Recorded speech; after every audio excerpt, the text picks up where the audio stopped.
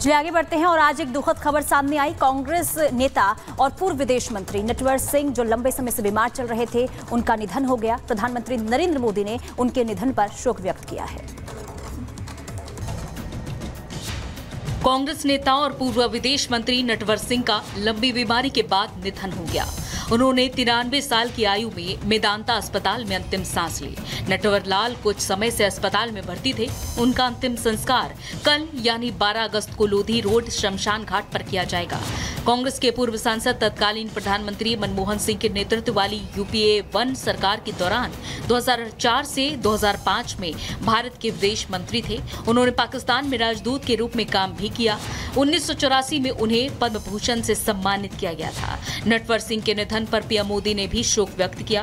PM ने कहा कि नटवर सिंह जी के निधन से दुखी हूं। उन्होंने कूटनीति और विदेश नीति की दुनिया में महत्वपूर्ण योगदान दिया। वो अपनी बुद्धिमत्ता के साथ साथ निपुण लेखन के लिए भी जाने जाते हैं। दुख की इस घड़ी में मेरी संवेदनाएं उनके परिवार और प्रशंसकों के साथ हैं। Bureau report, Republic Bharat. चलिए आगे बढ़ते हैं। खबर उत्तर प्रदेश के मुजफ्फरनगर की बता दें, जहां पुलिस और चोरों के बीच मुठभेड़ हुई और इस मुठभेड़ में आपको बता दें, इस मुठभेड़ के बाद 3 बदमाशों को गिरफ्तार भी किया गया। पूरी खबर आपको 1 मिनट की रिपोर्ट में दिखाते हैं। उत्तर प्रदेश में अपराध पर लगाम लगाने के लिए योगी की पुलिस तत्पर है। जीरो टॉलरेंस नीति के तहत पुलिस लगातार अपराधियों को जेल भेज रही है। मुजफ्फरनगर में पुलिस और चोरों के बीच एनकाउंटर हुआ। ये मुठभेड़ मीरापुर थाने के तुल्हेड़ी के जंगलों में हुई। पुलिस ने मुखबिरी की सूचना पर चोरों को घेर लिया। खुद को घिरता देख चोरों ने पुलिस पर फायरिंग कर दी। जब पुलिस ने गोलीबारी शुरू की तो 2 बदमाशों के पैर में गोली लगने से वो घायल हो गए, जिन्हें पुलिस ने गिरफ्तार कर लिया। तो वहीं तीसरे साथियों को भागते हुए पुलिस ने कॉम्बिंग के दौरान दबोच लिया। पुलिस मीरापुर थाना पुलिस तुल्हेड़ी गाँव के जंगल में गश्त कर रही थी और इसी दौरान पता चला कि कार सवार कुछ लोग एक ट्रांसफार्मर को नीचे गिराकर उसका सामान निकाल रहे हैं। पुलिस टीम मौके पर पहुंची तो आरोपियों ने गोली चला दी और भागना शुरू कर दिया। घायल चोरों में से एक का नाम अली शेर है, जिस पर 25,000 का इनाम घोषित है। बदमाशों के पास से पुलिस ने कार, 2 तमंचे और चोरी के उपकरण बरामद किए हैं। चलिए खबरों में आगे बढ़ते हैं, बात करेंगे कर्नाटक की, क्योंकि कर्नाटक के कोप्पल जिले से खबर सामने आ रही है, जहां पर एक वीडियो वायरल हुआ और इस वीडियो के वायरल होने के बाद सरकार ने यहां पर 2 आंगनबाड़ी कार्यकर्ताओं को जो थे उनको फिलहाल निलंबित कर दिया। देखिए आप।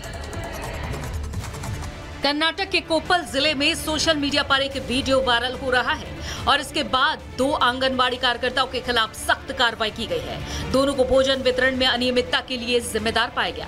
वीडियो में दोनों आंगनबाड़ी कार्यकर्ता बच्चों की प्लेट से अंडे उठाते हुए नजर आ रही है, जिसके आधार पर दोनों के खिलाफ कार्रवाई की गई है।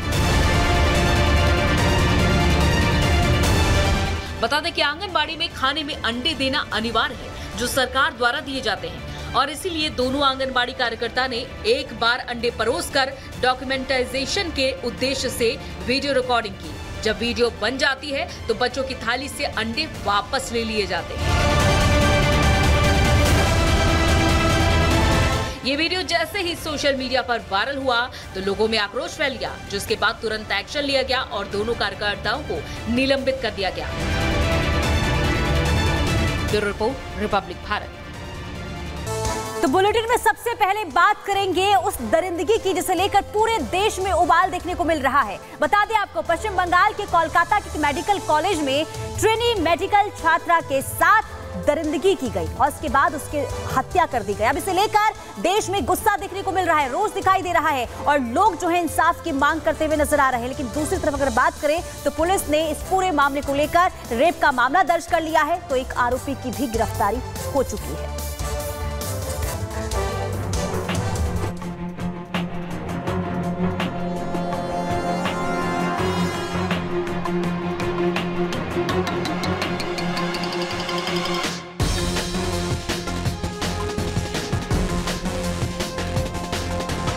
पश्चिम बंगाल की राजधानी कोलकाता इस वक्त गम, गुस्सा और नफरत तीनों की आग में सुलग रही है। वहां जिस तरह से सरकारी अस्पताल की एक महिला डॉक्टर की रेप के बाद हत्या कर दी गई, उसने दोबारा लोगों को दिल्ली में हुए भयावह निर्भया कांड की याद दिला दी है। भयानक घटना घटी है। ये दिल्ली की निर्भया कांड की रिपीटेशन है। जिस तरीके के घटना हम देख रहे हैं, ये दर्शाता है कि पश्चिम बंगाल में लॉ एंड ऑर्डर सही नहीं है। Specially it is not at all safe for the women. हालांकि पुलिस ने इस मामले में एक आरोपी को पकड़ लिया है।